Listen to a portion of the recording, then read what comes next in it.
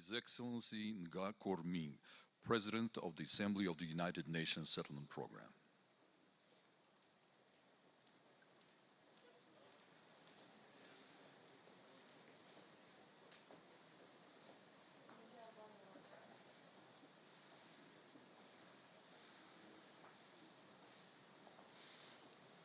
Gürcistan var, gelsin.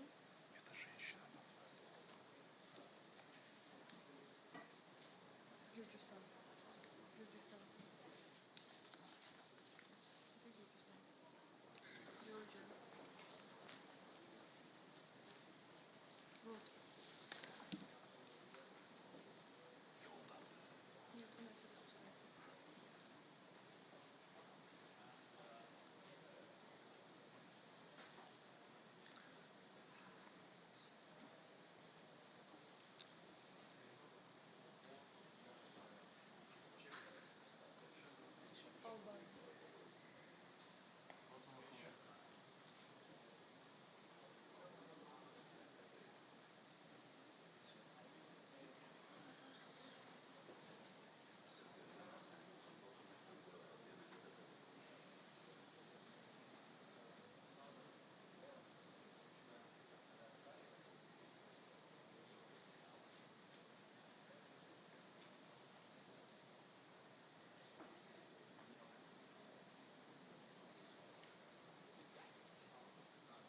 Ayağı dayan kime?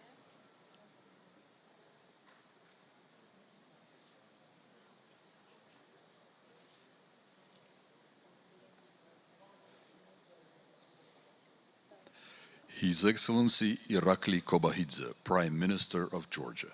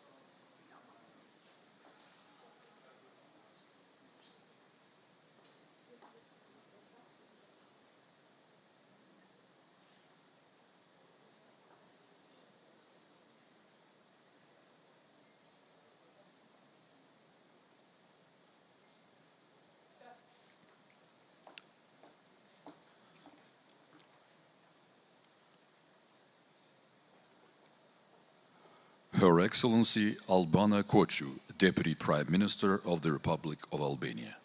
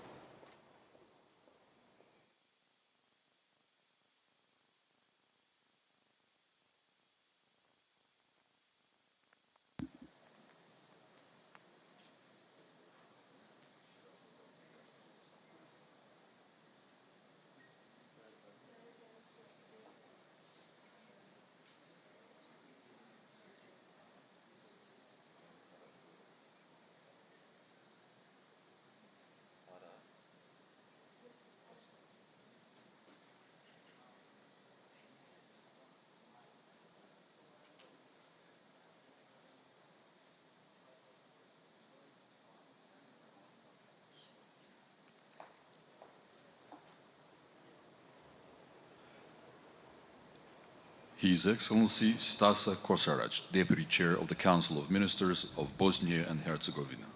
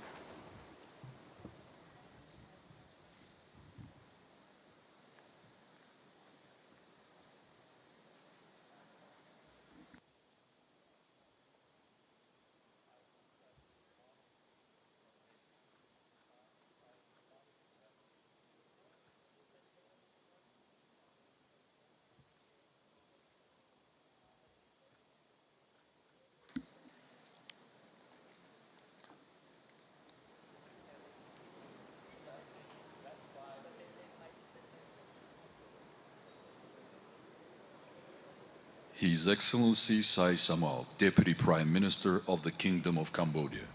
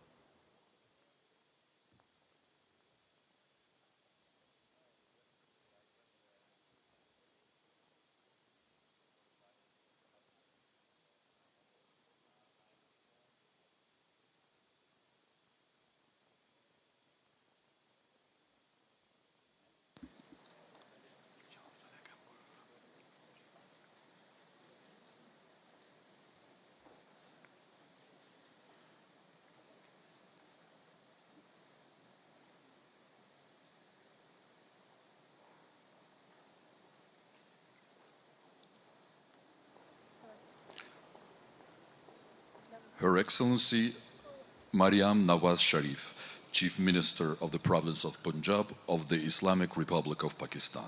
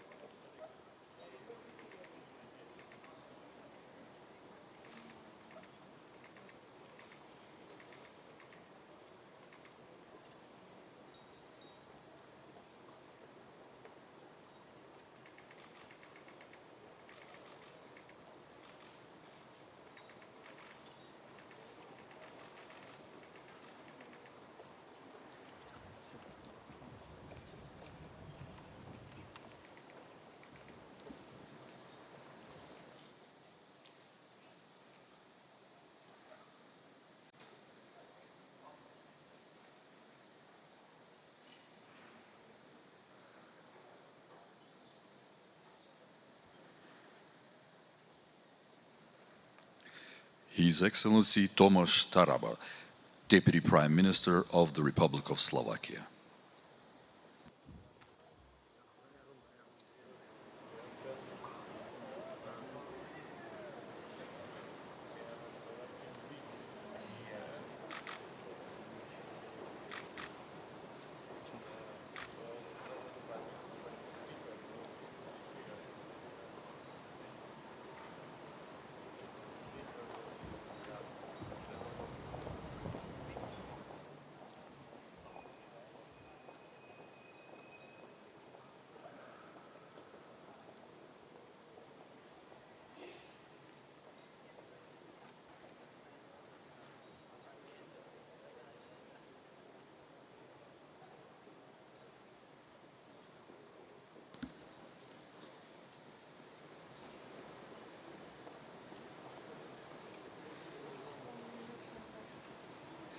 His Excellency Derya Geldi Orazov, Chairman of the State Committee for the Construction, Turkmenistan.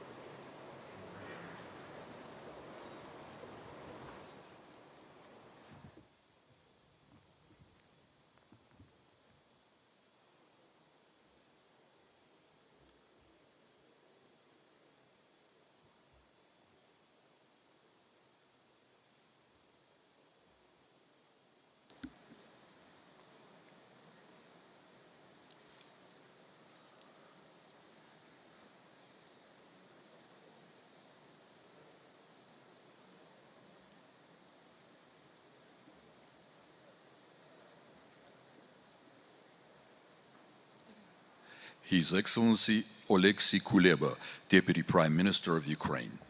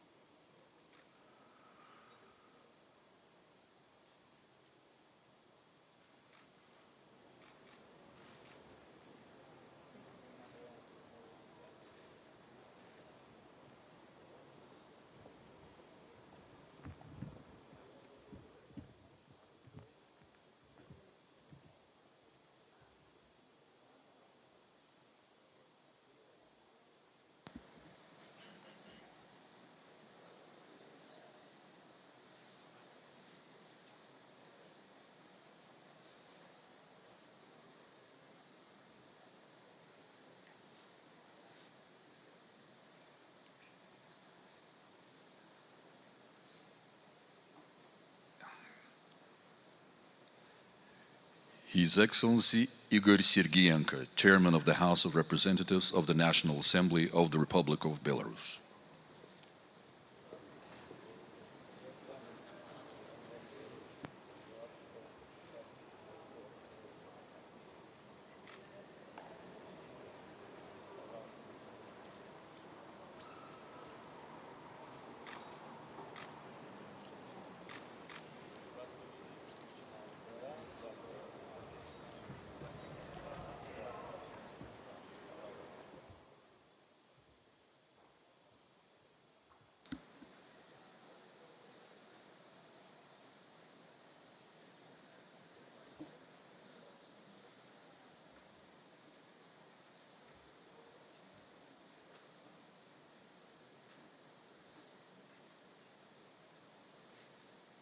Oldu.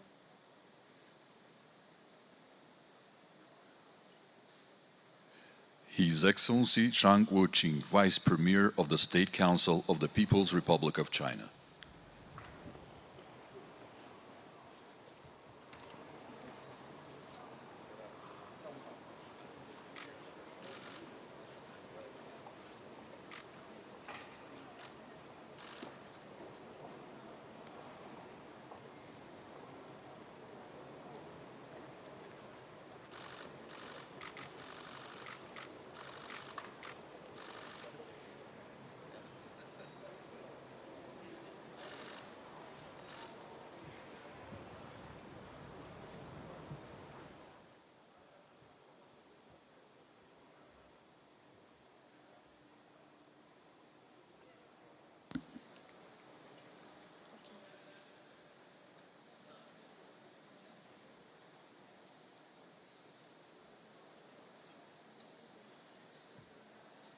Dokuz.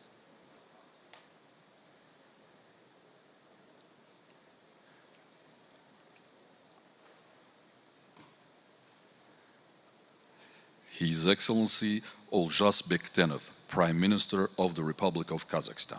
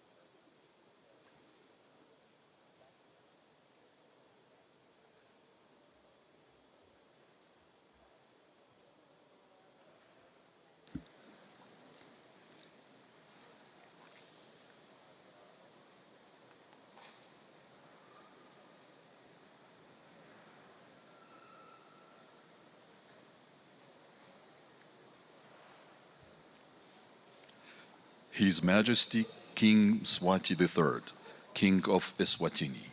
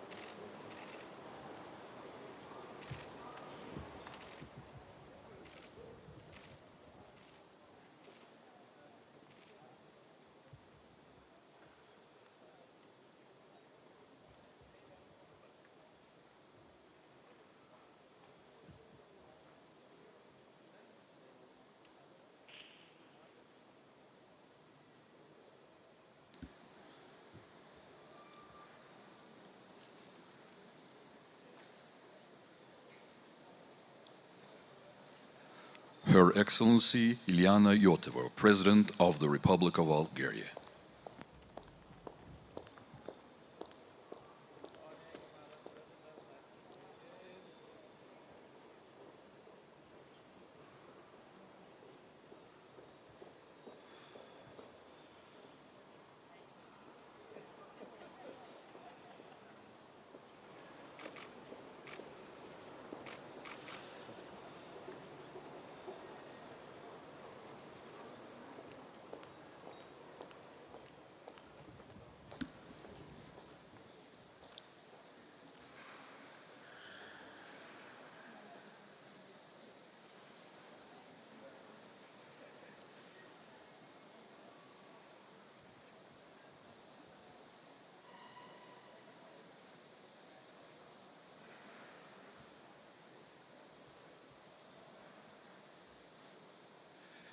His Excellency William Samuel Ruto, President of the Republic of Kenya.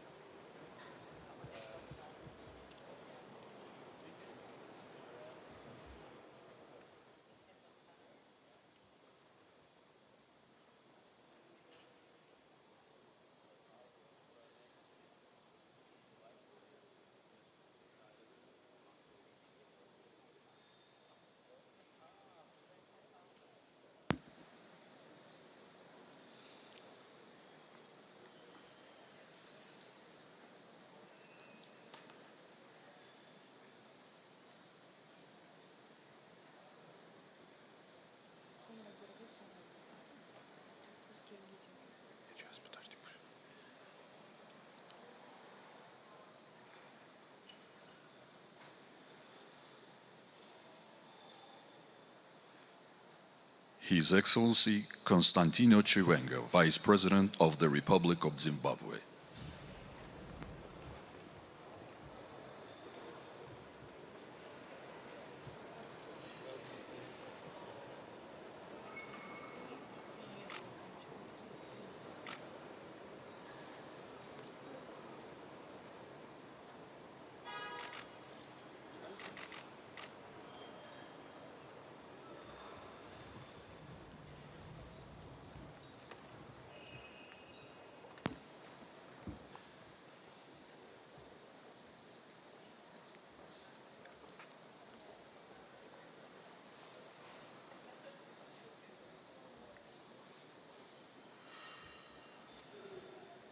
His Excellency Sadir Japarov, President of the Kyrgyz Republic.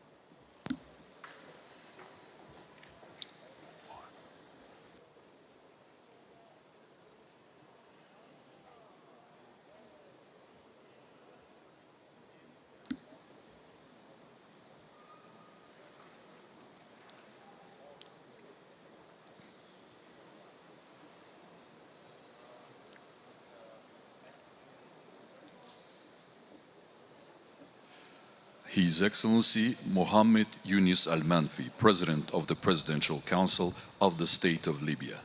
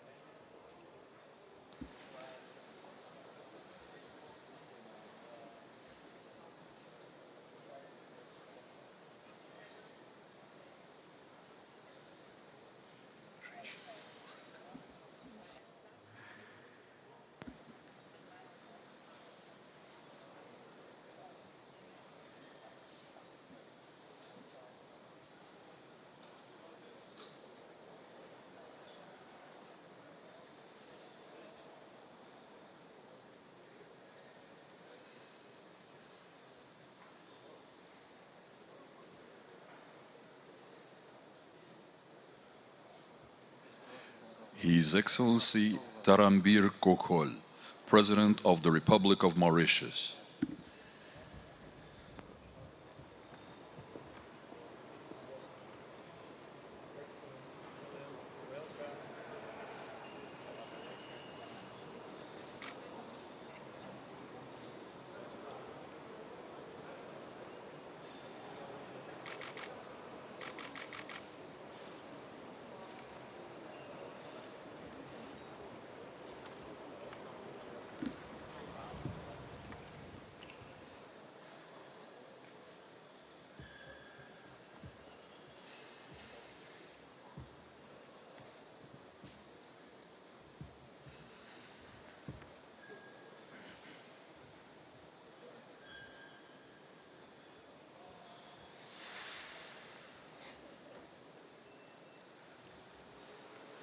His Excellency Alexander Vučić, President of the Republic of Serbia.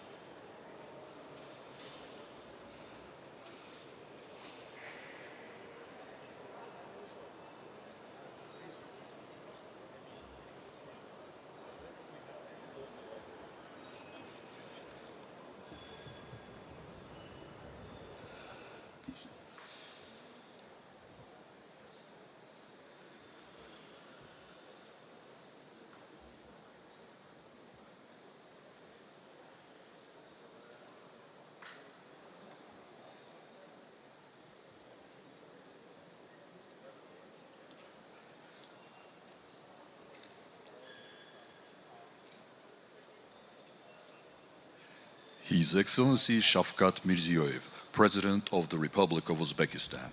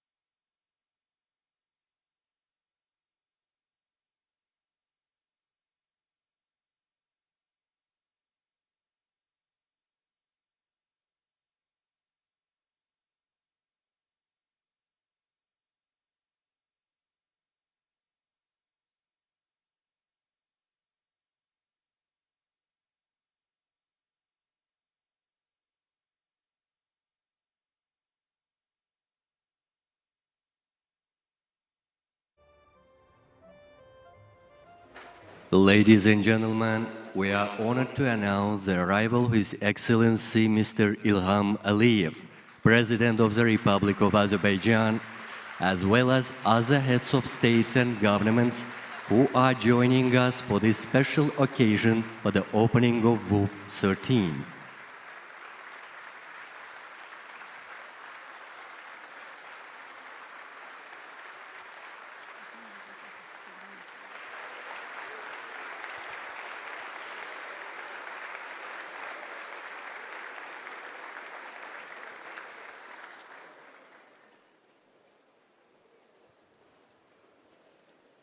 Ladies and gentlemen, please welcome Ms. Anna Claudia Rosbach, UN Under-Secretary General and Executive Director of United Nations Human Settlements Program, UN Habitat.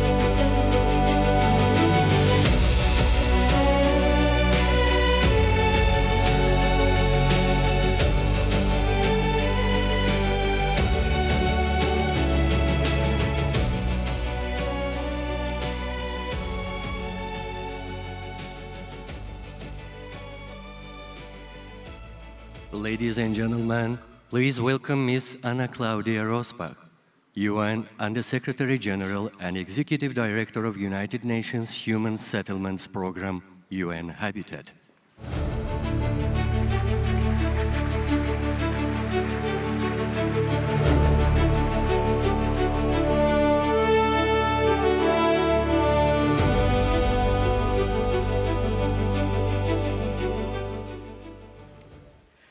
Good Sunday morning in Baku, beautiful Baku.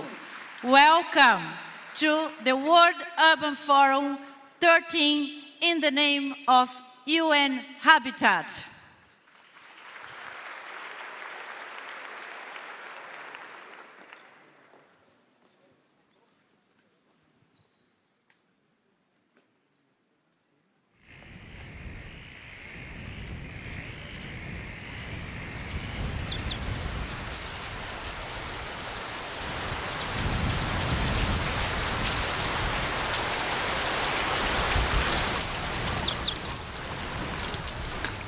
Maengano cheio, ndengo cadeira, mesa, aparato, maonesha no copo. Jenga jirumbe mujimani sujiganyari chakapinda jesi. Chakaprashita gari.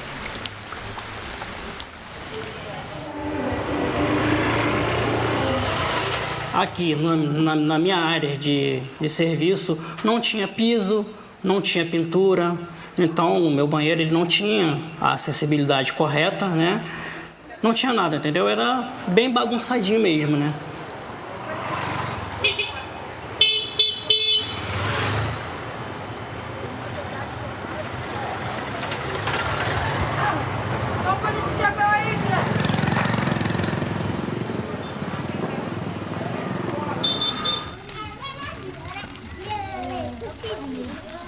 Tovia, nyumba, jakapera uphwanyika jesi. Ni kausala pampeni. Ndakalira ngonda wangu ndakasota mjio andishina. Ndosota nyumba nchina, ndakalira adimisho.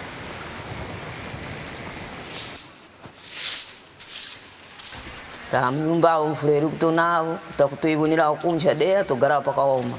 Tiliboma ningi. Tatodakara wamaji mesho. Dakara ngokuti tawana nyumba togara pa ushoni. Atichani hunga mvula. Maona mvula yoto nawo tu ita kuibonela ukuncha de isha tukara paka homa kusi tunudakara kuti tá no nyumba ya ushoni tá no coisa do banho às vezes tá na zoo tá para o chão nada atirangalira chichese nada kutovata bem mesmo roupecar tu viade mesmo nem kutorangalira acha hapana cha tunurangalira nada vata bem mesmo.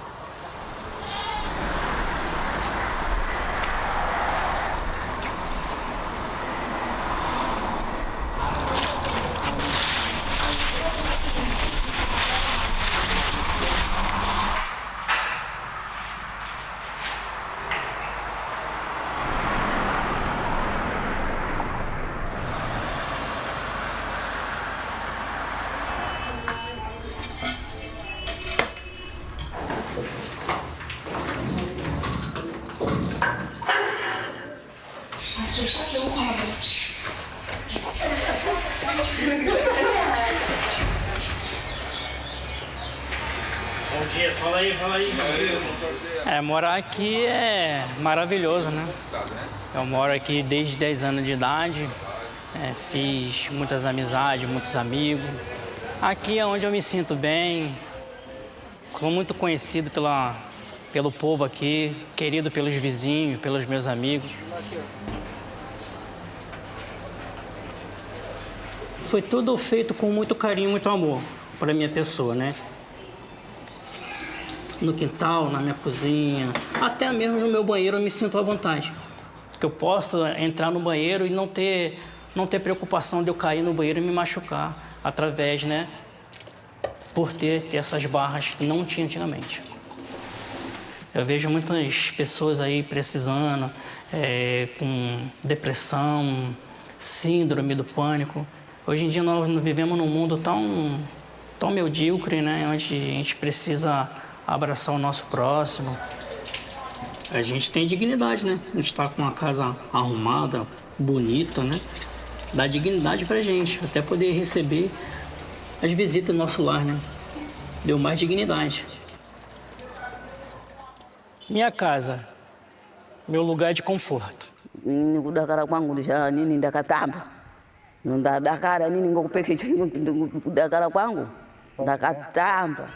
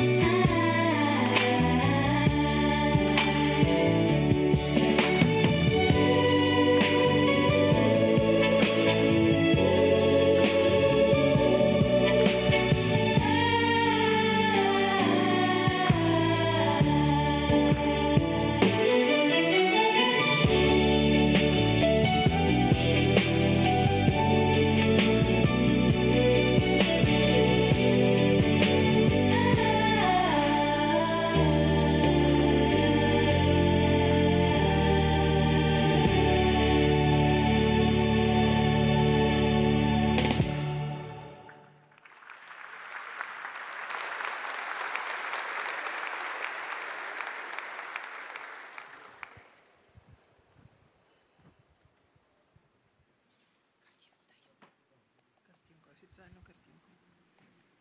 Да. Excellencies, ladies and gentlemen, it's now a great pleasure to welcome the President of the Republic of Azerbaijan, His Excellency Mr. Ilham Aliyev, for his opening statement.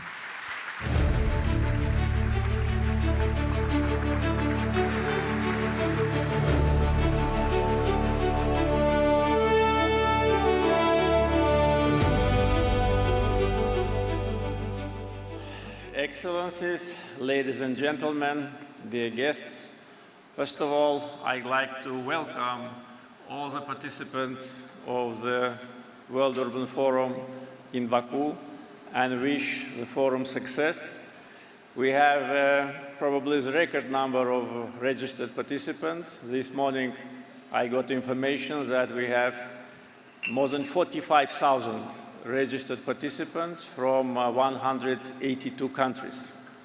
So this is the second biggest international event ever held in Azerbaijan after COP29, which was held 1.5 years ago. And I hope that the outcome of the WUF 13 will be as successful as COP29.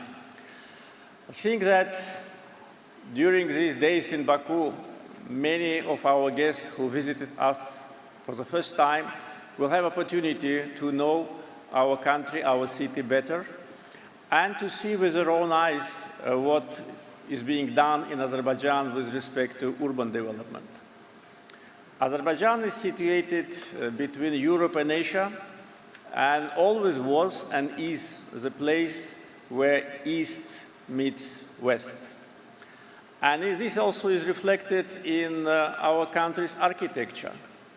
So if you walk inside the ancient walls of the old city of Baku and just cross the street, you will find yourself in absolutely modern surroundings of Baku Boulevard, which used to be free and now is more than 15 kilometers of the seaside promenade area. And next to that are the buildings of 19th century, which were designed and built by European architects. So this natural harmony in Baku between old and new, between the preservation of our historical heritage and need for urban planning and modernization, really is a vivid demonstration of the talent of our ancestors and how we are preserving our historical and architectural heritage. Urban planning, not only for Baku, but for many cities of Azerbaijan, is something which we are working on a daily basis. This year, by my decree, was declared the year of urban planning. I'd like to express gratitude to UN Habitat for their support in organization of this event, for cooperation, and for entrusting us with this very responsible duty to be a host of WUF 13. Since 2022, we, together with UN Habitat, held 3 national urban fora in Azerbaijan, in Agdam, Zengilan, and Khankendi, the cities which were under occupation for many years.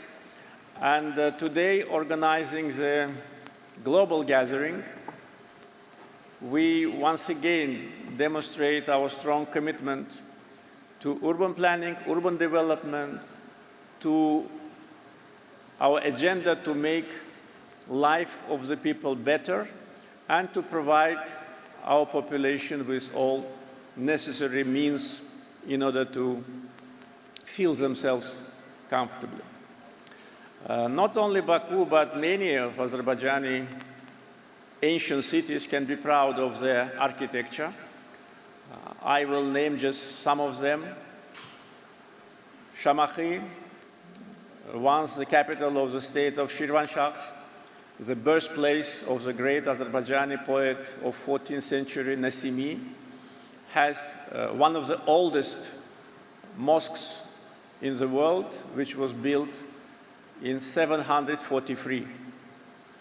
Nakhchivan, once the capital of the state of Atabeks, the birthplace of the great Azerbaijani architect Ajami Nakhchivani, has the monument built by him, which is called Mamina Khatun Mausoleum, dated 12th century. Ganja, one of the oldest cities in the world, the birthplace of another great Azerbaijani poet, Nizami Gencevi, of 12th century, today is developing at the same time like Baku, preserving its historical look. Gabala and Shiki, the capital and one of the main cities of state of Caucasian Albania, have numerous historical monuments, and the church in the village of Kish near Shiki is probably one of the oldest in the world. Another example of the talent of our ancestors is the village of Lahich. 15 centuries ago, when the village was created, the people built the sewage system and water pipeline, which is functional today. The crown of Karabakh, Shusha, which was under occupation for almost 30 years, now is being reconstructed from almost scratch, and its damaged fortress have been restored. All what I mentioned, and of course Baku with its 6th century Maiden Tower, all these monuments not only have been built by our ancestors, not only survived invasions, devastations, destructions, and being rebuilt and restored by different generations of Azerbaijanis, but are also preserved today. And all of those which I mentioned, everyone can go, see, get inside, and touch. And I think this is the best indication of our attitude to our historical heritage, to our legacy. We are proud of it, proud of our ancient history, which is reflected not only in our music, poems, but also in architecture. And our duty is to preserve it for the next generations. And the next generation will do the same, I'm sure. And today, with all understanding about the necessity of urban development, especially in the capital cities, we must be brave and cautious. I sometimes compare it with a Formula One race in Baku, which, by the way, is one of the few races which is a city circuit. So the speed on the main speedy street is more than 300 kilometers per hour, and then the pilots have to push the brake and squeeze the bullets into a street with a 7 meters width, just 1 meter next to the ancient city wall. So the pilots must be brave and cautious as the leaders, as those who make decisions and those who have agenda of development. We must be brave in development, in creation of better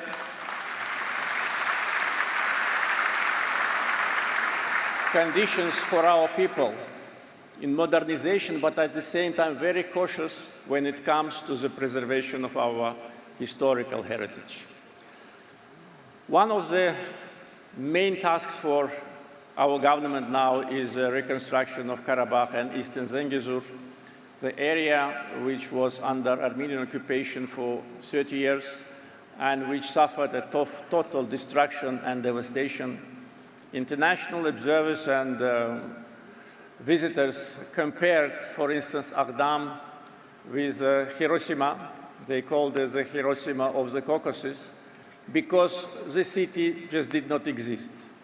They were totally level to ground, and unlike Hiroshima, it was done not in one day as a result of atomic bomb, but it was done during 30 years of occupation when the buildings, historical buildings, and public buildings and houses were just dismantled, completely destroyed. So now the program of big return is being implemented, and the master plans for cities and villages are prepared. I can, of course, bring a lot of figures, but we'll only bring two. The length of the tunnels which we are building now in 5 years, 70 kilometers have already been built, 5 more to be built, 435 bridges have been built out of 500. So this was done along with power stations, along with water supply, water storages, houses, schools, hospitals, free international airports, railroads, and this was done only in 5 years. And this is how the owners of the land,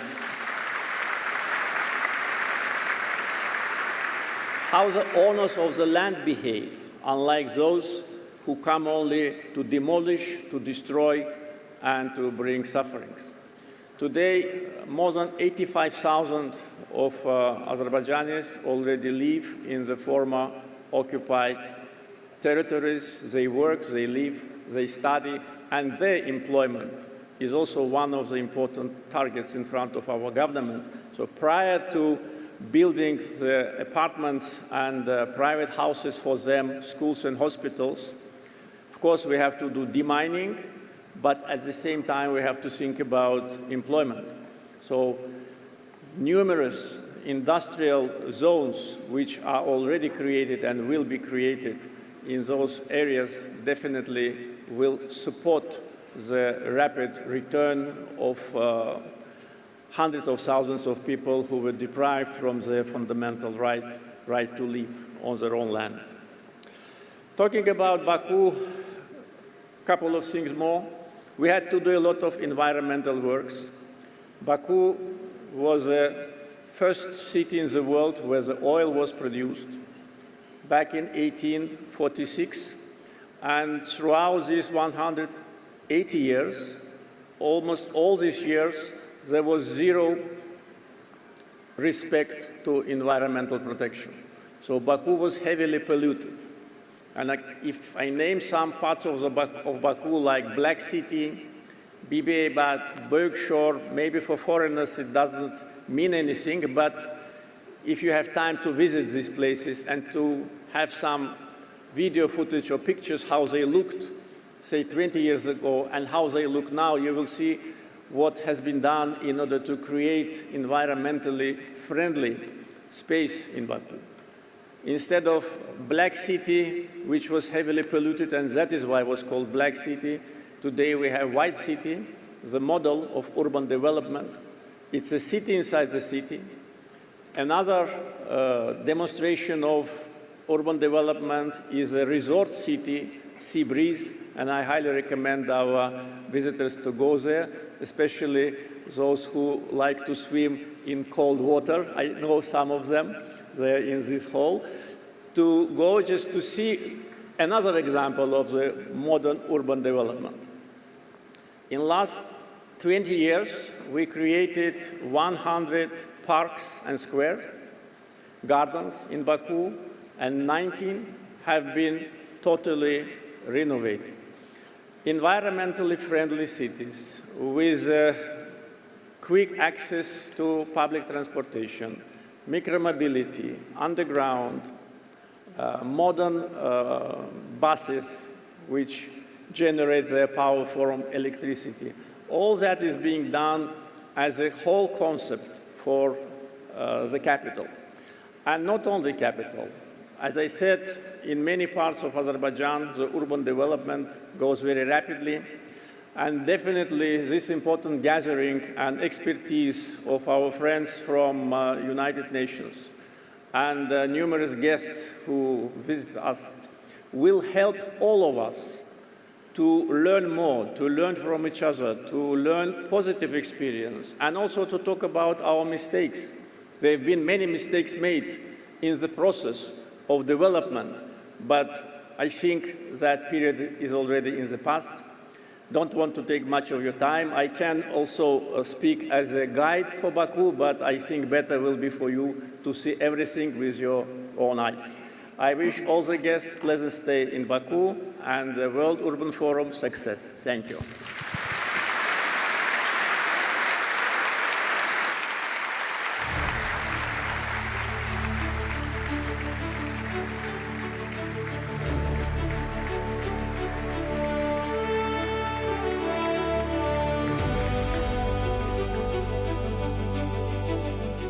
Ladies and gentlemen, we will now listen to a statement by video from the Secretary General of the United Nations, His Excellency Mr. Antonio Guterres. I send greetings to the 13th session of the World Urban Forum in Baku. You meet amidst a surge of global crises, including conflicts, mounting energy costs, and the prospect of rising food prices. Today's agenda focuses on a challenge we talk about less often, the global housing crisis. Nearly 3 billion people live in inadequate housing, often in informal settlements and slums. No society is immune, from fast-growing cities in the developing world to advanced economies with high rents and rising homelessness.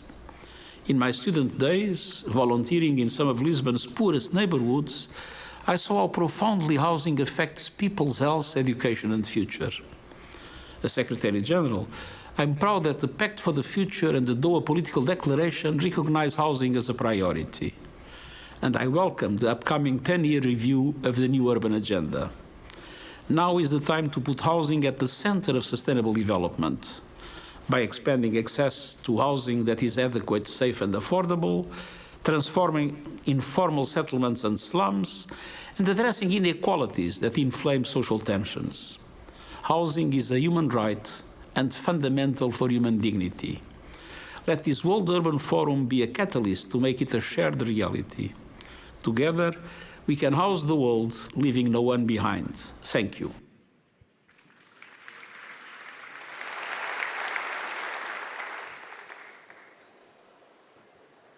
Ladies and gentlemen, we'll now listen to a statement by video from the President of the United Nations General Assembly, Her Excellency Ms. Anna-Lena Baerbock.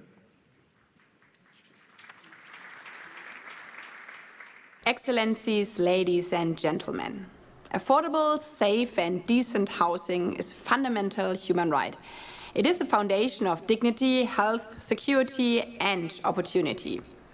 Yet today, that foundation remains out of reach for far too many people, with more than 1.1 billion people still living in informal settlements or slums, and more than 300 million people homeless.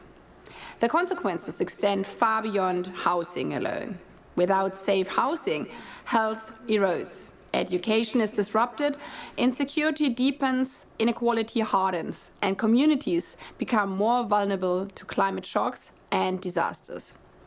The 13th session of the World Urban Forum therefore comes at an important moment. It provides an opportunity to strengthen action on the housing crisis, while connecting that work to the broader challenge of sustainable urbanization. The participation of 28,000 people at this forum reflects both the depth of global engagement and the scale of the responsibility before us. Let us be clear, there are no simple solutions to a crisis of this scale. Building more houses is necessary, but it will not be enough on its own. What is required is a systematic approach that connects housing with infrastructure, basic services, climate resilience, financing, and inclusive planning. Such an approach also depends on broad participation, because sustainable urban development cannot be delivered by governments alone. It requires local authorities, communities, civil society, the private sector, and experts, as well as residents themselves, to help shape the cities in which they live. Indeed, people should therefore be treated not only as beneficiaries of development, but also as active contributors to it. In this regard, the new urban agenda remains our shared blueprint. Its emphasis on inclusive, safe, resilient, and sustainable cities is as relevant today as it was when it was adopted 10 years ago.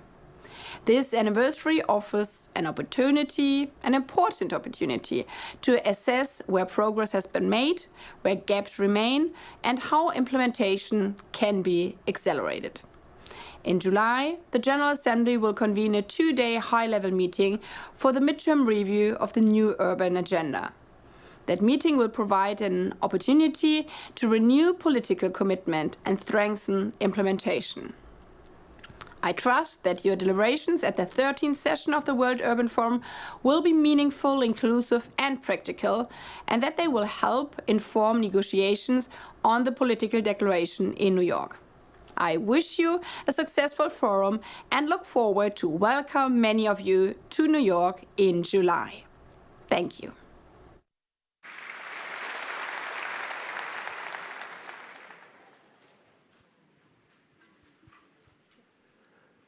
Ladies and gentlemen, please welcome the President of the United Nations Habitat Assembly, His Excellency Mr. Na Kor-ming, for his opening statement.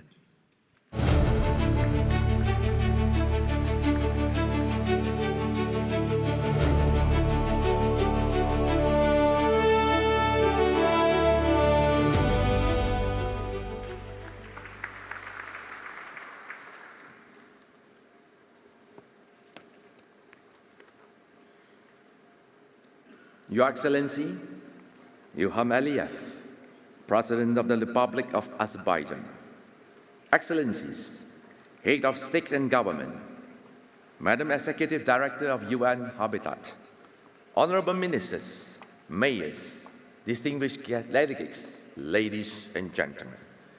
It is a profound honor to stand before you in the historic city of Baku, at the crossroads of the ancient Silk Road and a city of the future with its modern skyline on the Caspian Sea. I wish to extend my heartfelt gratitude to the government and the people of Azerbaijan for their extraordinary hospitality and vision. I also acknowledge the message delivered to us by UN Secretary General Mr. Antonio Guterres and the President of the General Assembly, Ms. Lena Baroque.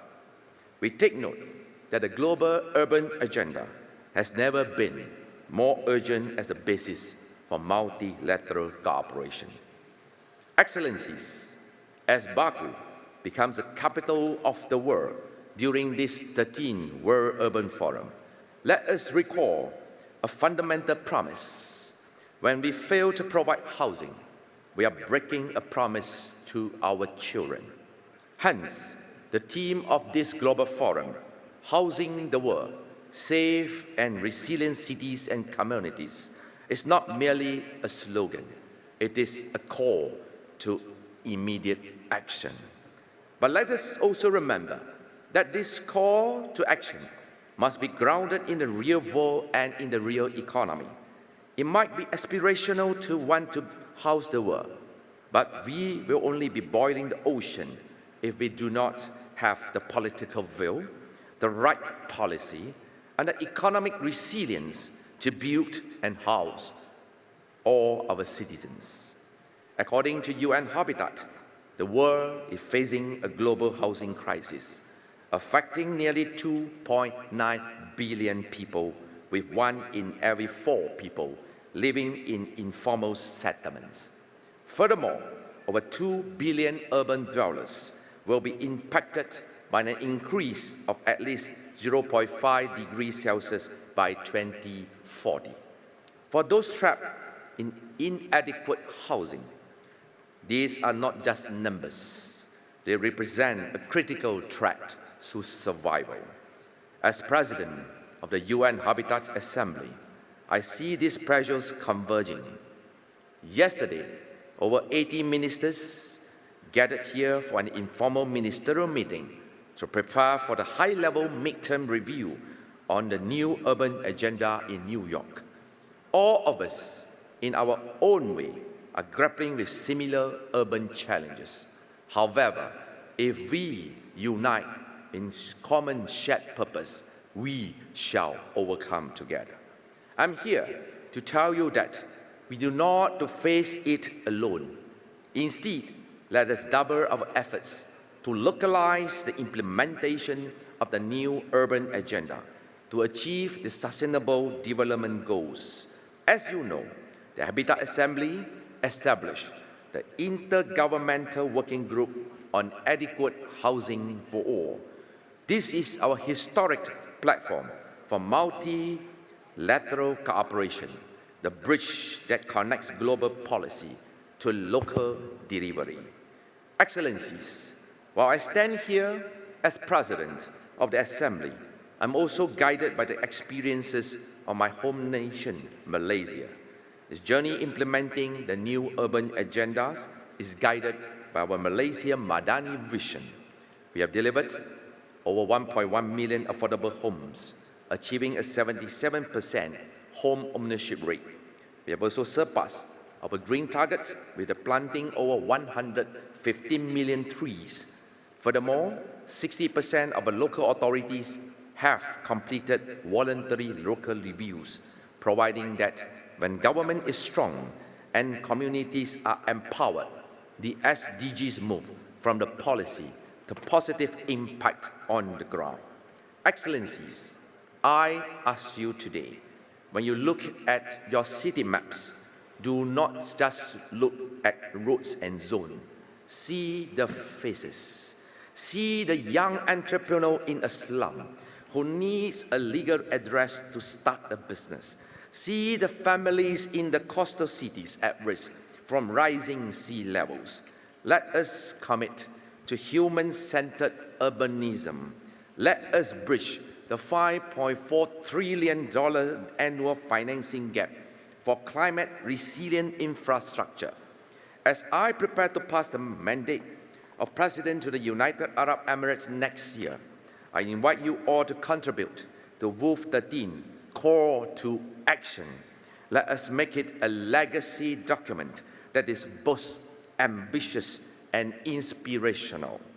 Excellencies, head of government, our hosts in Azerbaijan understand the true value and importance of having a home.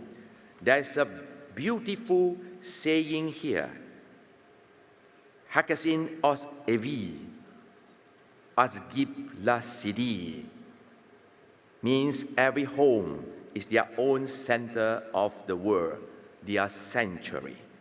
The feeling of being at home is especially critical when the world feels unstable, when the institutions falter, and when technology transforms our societies.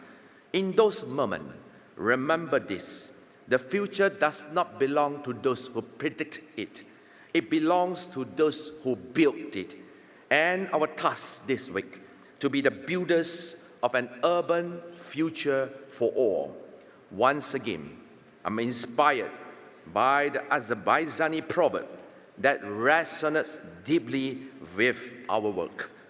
Dama dama go okla, aha aha sel okla. Drop by drop, a lake is formed, and by flowing, a river is made. Let us take the wisdom from the Azerbaijan and make this a better world. So every policy you debate, every partnership you forge, and every commitment you make in the Baku call to action is a drop of hope. Together, let us create a river of action that carries us towards a future and no one and no place is left behind. I hereby wish you all a productive and transformative WOOF 13. Thank you, terima kasih, Chok Sakalun.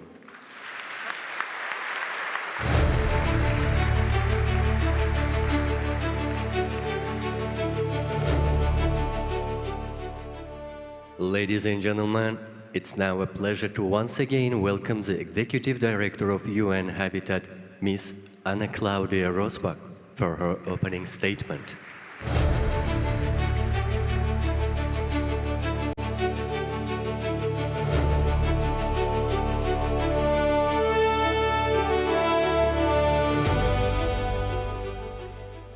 His Excellency Dr. Ilham Aliyev, President of the Republic of Azerbaijan, His Excellency Mr. Ga Korming, President of the United Nations Habitat Assembly, Excellencies, Heads of States and Governments present, Ministers, Honorable Representatives of Member States and local authorities, distinguished colleagues and guests, all protocols observed. Let me correct my initial welcome. I wanted to say welcome to a sunny day in Baku. It is Monday. Well, note that we all have to work this week, and very hard. Excellencies, we may not know what the future holds, but we do know the realities people face today: the climate crisis, displacement, conflict, and destruction. Amid these challenges, over 1 billion people still live in precarious conditions, without reliable access to water, sanitation, electricity, decent work, or education, trapped in poor health conditions where disease spreads and children suffer most. This is the world where most people will soon live in cities. Cities where many young people, older persons, migrants, and newcomers cannot afford to live. Cities where more people are pushed onto the streets and into informal settlements.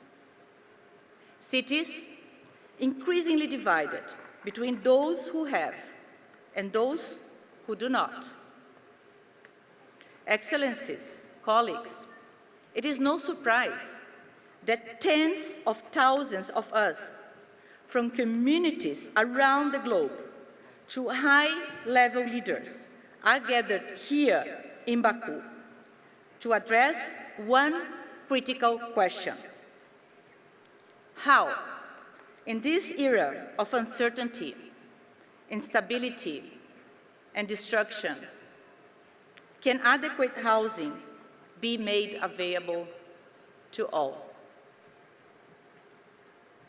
Despite the intense rainfall and thunderstorms that have affected parts of Azerbaijan in recent days, we could see that yesterday, Your Excellency, we have come together here in Baku with resilience. This is what we call for cities: determination and a shared sense of purpose.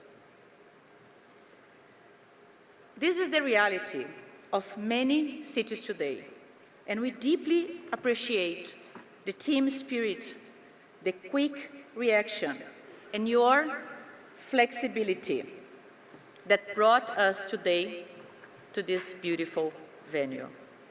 Thank you so much. The level of interest and participation in WOOF 13 has been truly exceptional. Never before has a forum of this nature brought together such a vast and diverse global audience, reflecting the growing recognition that housing and sustainable urban development are central to our collective future. So, let us remind ourselves that collectively, we are not starting from scratch. Across all regions, housing is becoming a central policy priority, linked to economic growth, social inclusion, and climate resilience. Across Africa, governments are advancing affordable housing, informal settlements upgrading, and infrastructure investment. In Asia and the Pacific, several countries are pursuing urban renewal, affordability, and large-scale housing expansion. In Latin America and the Caribbean, social housing and transit-oriented development are gaining momentum.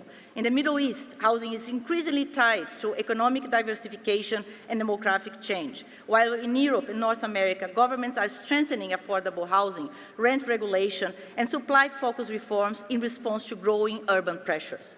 Friends, as the world turns its attention to housing, let us also remind ourselves of the common principles and perspectives we already share. We recognize that the housing crisis is a crisis of equity, resilience, and human rights, and that the future of our cities will be shaped not by exclusion, but by inclusion. Cities cannot thrive when housing systems fall. We know that when people lose their homes, they lose far more than walls and roofs. They lose safety, livelihoods, and a sense of belonging. Recognizing that the right to housing is increasingly threatened by climate change, we also share a growing consensus that climate action and housing policy can no longer exist in separate conversations. Recovery begins with housing, and resilience begins at home. The homes we build today must withstand the climate realities of tomorrow. We therefore share the conviction that housing must move from the margins of policy to the center of global action. As we explore the economic and financial dimensions of housing, we collectively recognize that housing is a social necessity and also a powerful economic engine. Realizing the social and economic potential of housing requires financial systems that finance homes, not speculation. The midterm review of the new urban agenda has confirmed both the urgency of today's urban challenges and the enduring value of the commitments made in Quito. WUF 13 is an opportunity to accelerate implementation through practical action, partnerships, and investments. It is time to focus on solutions. What are the pathways to achieving adequate housing for all? Where have we gone wrong, and what must we do differently to move forward? Does UN Habitat have the solution to the global housing crisis? Do we have all the answers for the nearly 3 billion people living with inadequate housing, for the more than 1 billion living in slums, or 300 million people experiencing homelessness? I will not pretend that we do. But let me add this. Every one of you, without exception, holds a piece of the answer. And that is precisely what this collective effort is seeking. We do not take lightly the time, cost, and, dare I say, the climate impact of gathering here together. It is both our responsibility and our privilege to listen, learn from one another's experience, and bring our knowledge together. Baku must send a clear message to the high-level meeting of the General Assembly this July. We must move from recognizing the housing crisis to advancing the achievement of the SDGs through concrete policies, investments, and action. My hope is that we leave Baku with renewed confidence that, despite today's global challenges, adequate housing can be within reach for all, without exception. In closing, I would like to thank the government of Azerbaijan for hosting the 13th session of the World Urban Forum. It is now my pleasure to officially declare the session open. Thank you.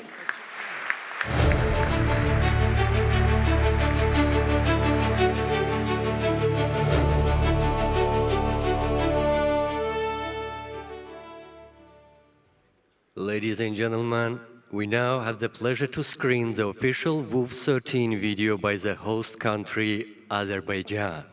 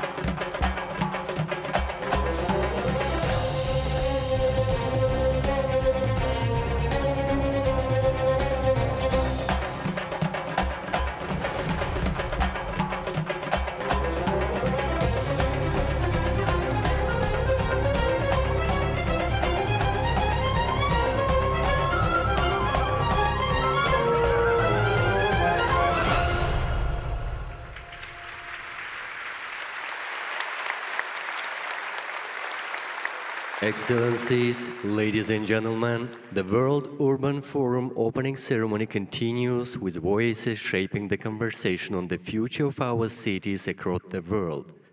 We are pleased to welcome stakeholders from around the world to deliver their statements in 30 minutes. Thank you.